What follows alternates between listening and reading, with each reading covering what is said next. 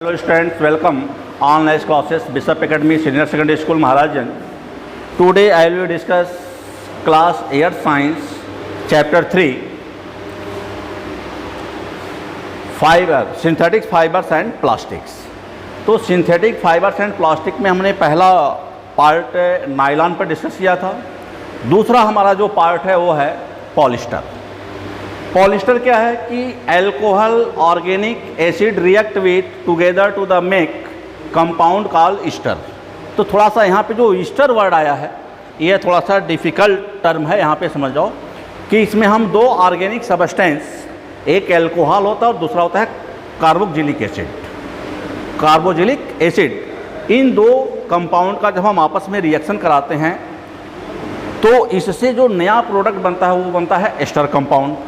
अब ester compound का example जैसे मार्केट में हमारे जितने भी परफ्यूम बिकते हैं, जितने भी परफ्यूम होते हैं वो सारे परफ्यूम हमारे एस्टर कंपाउंड होते हैं। और एस्टर का मीनिंग होता है स्मेलिंग, उसमें खुशबू है। अब किस तरह का खुशबू है ये उस पर डिपेंड करता है। तो एस्टर जो इसमें वर्ड दिया हुआ है कि alcohol and organic acid react with, तो यहाँ पे एल्कोहल तो दे दिया हुआ है, दूसरा ऑर्गेनिक जो एसिड होता है वह होता है carboxylic acid react together to the make a compound called ester which are. अब ये तो हो गया परफ्यूम लिक्विड के फॉर्म में, लेकिन यह पॉलिस्टर हम अपने डेली लाइफ में किस किस फॉर्म में यूज़ करते हैं उसमें हुआ है पॉलीमर्स के रूप में। तो पॉलीमर्स हमने पहले डिस्कस किया था, पॉलीमर्स एंड मोनोमर्स। तो मोनोमर्स हुआ था कि single unit of the chain is called monomers, और लार्ज नंबर जो हो गया तो पॉलीमर्स हो गया। दिया है कि polyester comes under the brand name of. अब ये polyester come under the brand name मतलब हो गया कि ये ब्रांड नेम में हम किस किस फॉर्म में किस किस तरह से हम मार्केट से इसका मार्केटिंग करके यूज करते हैं। तो इसमें दिया है कि टेरिलीन। टेरिलीन क्या है? जैसे हम लोग कपड़े पहनते हैं, तो कपड़े जो पहनते हैं, तो जैसे मान लो मेरे हाथ में ये कपड़ा है, यह पूर्णतः टेरिलीन तो नहीं है, लेकिन है कि इसमें वुड पल्प के साथ साथ एल्कोहलिक सब्सटेंस मिक्स हैं। तो हम इसका बहुत बेस्ट एग्जांपल तो लाए नहीं हैं, लेकिन अगले वीडियो में कोशिश करेंगे कि वह एग्जांपल ला करके दिखाएं भी। तो टेरिलीन है, टेरिलीन कपड़े हम लोग पहनते हैं, देखे भी होंगे। दूसरा इसका पार्ट होता है डेक्रान, तीसरा है टेरीन, तो यहाँ पे टेरिलीन और यहाँ पे टेरीन, और चौथा इसका पॉलिस्टर। तो हम इसके चार स्टैंडर्ड फॉर्म में हम इसका यूटिलाइजेशन करते हैं, और यह स्टैंडर्ड यूटिलाइजेशन हम लोग डोमेस्टिक लेवल पे अपने घरेलू सामानों के रूप में भी करते हैं। दूसरा इसमें दिया है कि प्रॉपर्टी ऑफ पॉलिस्टर्स जो लास्ट में, तो पहला दिया है ड्राई क्विकली। पॉलिस्टर जो कपड़े होते हैं इनको हम अगर वॉश करते हैं, धुलते हैं, धुलने के बाद इनको अगर धूप नहीं मिलता, हवा लग जाता हल्का, तभी सूख जाता है। दूसरा जो है easy to wash, does not shrink और द स्ट्रेच। इनको हम किसी भी कंडीशन में धुलते हैं तो इसमें सिकुड़न नहीं आता है, इसमें स्ट्रेचिंग नहीं होता है। तीसरा दिया है form A performance create is the heated and pressed. क्या है कि forms a permanent crease in the heated and press. यानी पॉलिस्टर कपड़े को एक बार अगर हम प्रेस कर दें तो उसको बार बार धुलते जाएं, उसको आयरन करने की ज़रूरत नहीं होता है। एक बार अगर वो प्रेस हो गया तो लाइफ टाइम के लिए प्रेस हो जाता है। तीसरा दिया इसमें taut lightly weight and plastic. हम प्लास्टिक यूज करते हैं तो प्लास्टिक बनाने में भी पॉलिस्टर का यूज़ किया जाता है।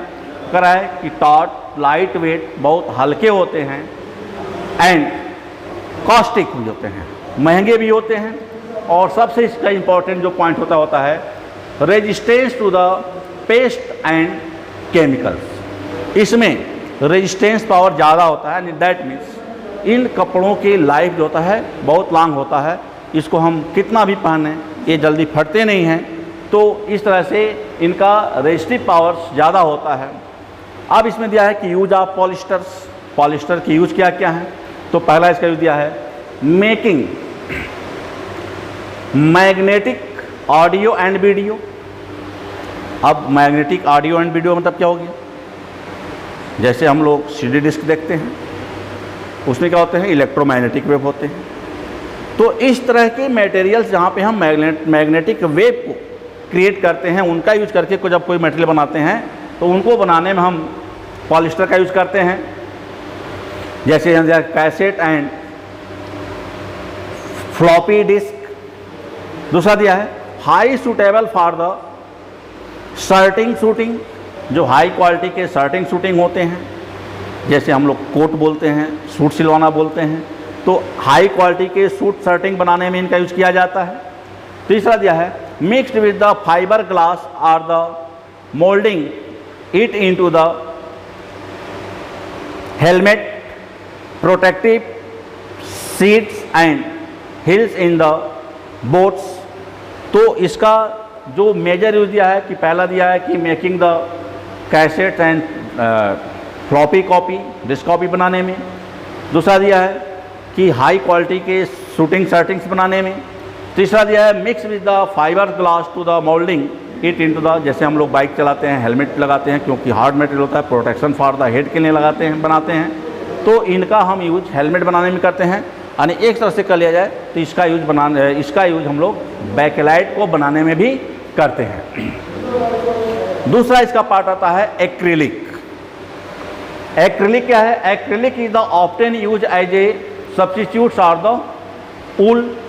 ऊल जो ऊन बनते हैं तो ऊन, तो अब चूँकि वह क्या है फाइबर्स होते हैं, वह एनिमल फाइबर्स होते हैं, लेकिन एनिमल फाइबर्स इतने लार्ज अमाउंट पर नहीं मिल पाता है, इसलिए हम ऊल बनाने में artificial fibres and fabrics use करते हैं, और वह आर्टिफिशियल हमारा फाइबर एंड फैब्रिक्स जो होता है वह एक्रिलिक कहलाता है।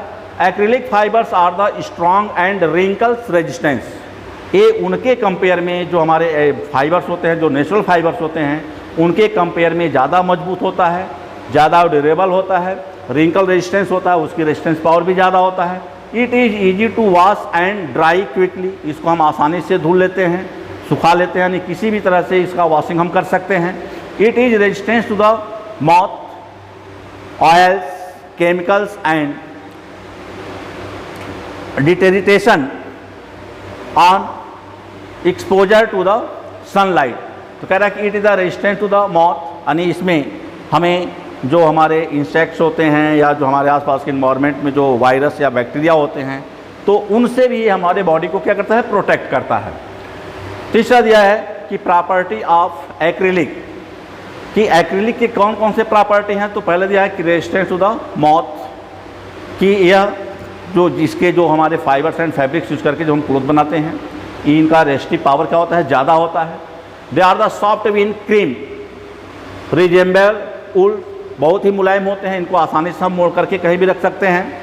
It durable light and wash, बहुत हल्के होते हैं और इनका आसानी से हम कहीं किसी भी प्रोसेस में इसकी धुलाई कर सकते हैं। स्ट्रॉन्ग एंड स्ट्रेट रेजिस्टेंस होता है, बहुत मजबूत होता है, इसमें स्ट्रेन रेजिस्टेंस होता है, इसमें स्ट्रेचिंग कंडीशन नहीं होता है। Also available in the seats, ये तो सीट कवर की बात है।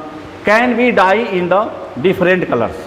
अब यह है कि अगर हम एक्रिलिक फाइबर्स का यूज़ करते हैं तो हम अपने अकॉर्डिंग, जैसे मान लो हमने कोई एक्रिलिक फाइबर्स के कोई कपड़े लिए हैं, मान लो कि वो रेड कलर में हैं और मान लो हमें ब्लू कलर चाहिए, तो हम इसको आसानी से डाई करा सकते हैं और इसके कलर रेड से ब्लूम हो जाएंगे, इसको हम आसानी से डाई कर सकते हैं, इसके कलर को चेंज कर सकते हैं। यूजेज ऑफ द एक्रिलिक्स, तो use for the making artificial fur, blanket, carpet, it is etcetera. तो कह रहा है कि जो ब्लैंकेट होते हैं, जो मार्केट में आजकल ब्लैंकेट में अभी पता है कि नेचुरल फाइबर्स जो हमारे अंगूरा गोट से, सिप से या रैट के जो फाइबर्स होते हैं, तो उतने जो जितना हमारा रिक्वायरमेंट है उतना नेचुरल फाइबर्स नहीं मिल पाते हैं, तो उसके यहाँ पर हम लोग एक्रिलिक आर्टिफिशियल फाइबर्स यूज़ करते हैं और इस आर्टिफिशियल फाइबर्स हम लोग ब्लैंकेट बनाते हैं, कारपेट बनाते हैं, आर्टिफिशियल फर बनाते हैं। A transparent type of the acrylic is used to the cover automobiles light, lenses, surgical tool seat. बहुत सारे ट्रांसपेरेंट प्लास्टिक्स जो आते हैं तो उनका भी हम उनको बनाने के लिए हम लोग एक्रिलिक्स का यूज़ करते हैं। Acrylic knitting wool is the good for the baby wears because they are the soft, warm and washable. तभी हमने पढ़ा कि वर्ल्ड मौत होता है कि यह इसका रेजिस्टेंस पावर ज़्यादा होता है, तो इससे हमारे आसपास के इन्वायरमेंट के जो बैक्टीरिया वायरस होता है उनका इफेक्ट भी इस पर कम होता है। तो इसका हम बेस्ट यूज जो करते हैं वह छोटे बच्चों के लिए जो गर्म कपड़े बनते हैं जिसमें फर टाइप के फाइबर्स दिखाई देते हैं, तो उनको बनाने में हम लोग करते हैं, और ताकि ये बहुत मुलायम होता है, इससे छोटे बच्चों की स्किन को कोई हार्म नहीं होता है। अब जो है कि ब्लेंडिंग फाइबर्स, तो इसी में ब्लेंडिंग फाइबर्स का दिया हुआ है terylene and cotton blends known was the terry cot is the use for the making dress material. हम लोग मार्केट में जाते हैं, बहुत सारे रेडीमेड कपड़े हम लोग लेते हैं, तो रेडीमेड कपड़े में क्या करते हैं, जब हाथ से उसको टच करते हैं तो उसमें फिसलन होता है। हम लोग कहते हैं ये कपड़ा क्या है, टेरी कॉट का है, हम लोग कहते हैं कि हमें कॉटन चाहिए। तो इस तरह से दिया हुआ है कि terylene and cotton blended known as the terry cot is the use for the making dress material, लेकिन इसका लाइफ ज़्यादा होता है, हल्का होता है।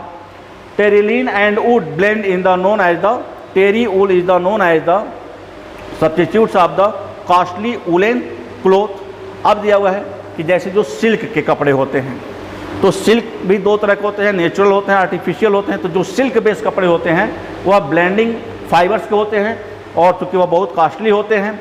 Polyester and cotton blend is the more crease resistance. अभी तो है कि हम कितना भी वॉश कर लें, इसमें हमें आयरन करने की ज़रूरत नहीं होता है। Acrylic and wool blends trouser are less expensive.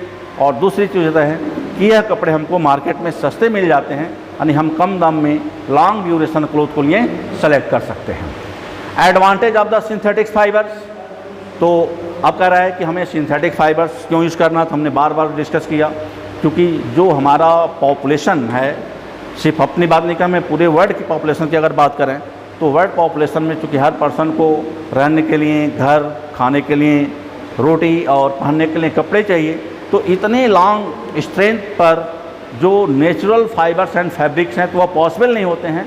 तो उस कमी को पूरा करने के लिए हम लोग सिंथेटिक्स फाइबर्स यूज करते हैं।